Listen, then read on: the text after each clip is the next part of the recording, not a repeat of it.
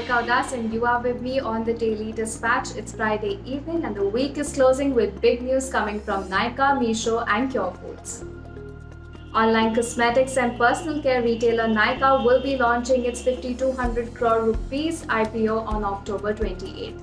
Nykaa is one of the few profitable online companies in India. Owing to the surge in the online beauty and cosmetics space, Nykaa saw a 38% growth in revenue year on year in FY21. The IPO proceeds are likely to be used to repay debt and market its brands. Reports suggest that tech giant Google is in talks to invest in social commerce platform Meesho. The amount is said to be around $50 to $70 million. Now, the search engine platform has previously backed Indian startups like Dunzo and Glance. This investment in Meesho is said to be part of its recent financing round. Cure Foods, a cloud kitchen company which operates brands like Eat Fit, has acquired 7 food brands to expand its cloud kitchen footprint in India. It is looking to onboard 25 more brands, of which 15 letters of intent have already been signed. Cure Foods has over 50 kitchens across 10 cities in India. Alright, joining us for a very special interview today is Sahil Sharma from Gig India. It's a very interesting company because it offers, companies the chance to recruit people from the gig economy, and it's a very interesting model that's been working out. So, Sahil, tell us a little bit about how this pandemic has accelerated the adoption of a model like this. Thank you, Priya, for inviting me, first of all. See, the first implication that the pandemic has had is companies and also employees are more habitual or have adopted the concept of work from home. Gig economy strives on the concept of work from home because our entire business model is based on the fact that we want to enable millions of Indians with employment opportunities, but working from home. So as the pandemic began, it allowed us to strive on this model of work from home because we had those opportunities where people could work from their remote areas. They just had to have their laptops, their internet connection. They didn't have to go to a office space. So we call that as the digital side of our gigs.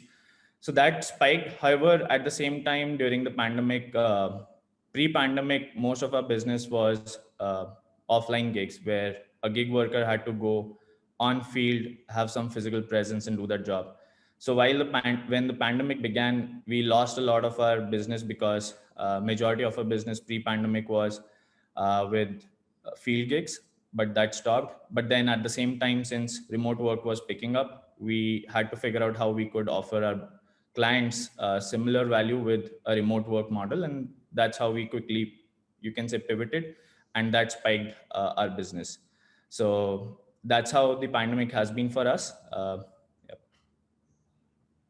I want to understand in terms of the kind of growth that you've seen in the number of clients. Give us an indication of how many clients you have at this point in time and what the growth numbers have really been like. So we've since our inception, Priya, we've constantly grown 3x year on year. Last year, of course, it was a bump. It was a bit of a bumpy ride because the pandemic happened. Still we managed to have a 2x growth in our overall revenue numbers. So far, we've worked with over 100 plus enterprise customers. We only work with large enterprises. So 100 customers is what we've worked with. Target is to make this 3,000, 5,000 customers in the next 5 years, enable 3 to 5 million jobs for Indians across India. And see, the real USP of Gig India is not just bridging this gap between work and people looking to work, but also to create this entire technology infrastructure which gives confidence to businesses to outsource work, but also confidence to workers that yes, if they're working somewhere remotely, they're definitely going to get paid for it. So we've created this entire tech infrastructure which enables trust across enterprises that yes, even if someone is not their full-time employee, they can still deliver equivalent quality of work. And at the same time, for a gig worker, if they're not working as a full-time employee, they can be treated almost as close to as a full-time employee, right? So that's how many meetings do you have as of now on the in terms of how many gig workers are listed onto your platform? So we have an Android app called as Gig India on Play Store. We've had million installs so far. However, at the same time, last year we created about 10,000 jobs for people. They had meaningful income added to their family income. Uh, Majority of our gig workers are broadly categorized into three communities: students, fresh graduates. That's number one. Number two is homemakers. We have a large community of homemakers who want to work from home. And third, job seekers. So people who've probably been out of job, say 6 to 12 months, since 6 to 12 months, are the ones that leverage our platform to get some source of income. Right. I want to understand in terms of funding, do you have any plans to raise funds, considering that you are looking at a good amount of expansion out there? Currently, we are not, because we have enough runway left. We are totally focused on our business execution. Having said that, we've received a lot of interest from the VC community. However, we are very clear that we want to reach a certain benchmark. Once we reach there, then it would be the best time to go out and raise a larger round, if in case we want to do that in future. But as of now, we have no plans to raise. Are you looking at some sort of diversification, adding more categories onto your platform? What's the plan that you have for FY22? Right. So Priya, in the gig economy, there are broadly three categories of work. There's no skill, low skill work, there's mid skill work, and then there's high skill work.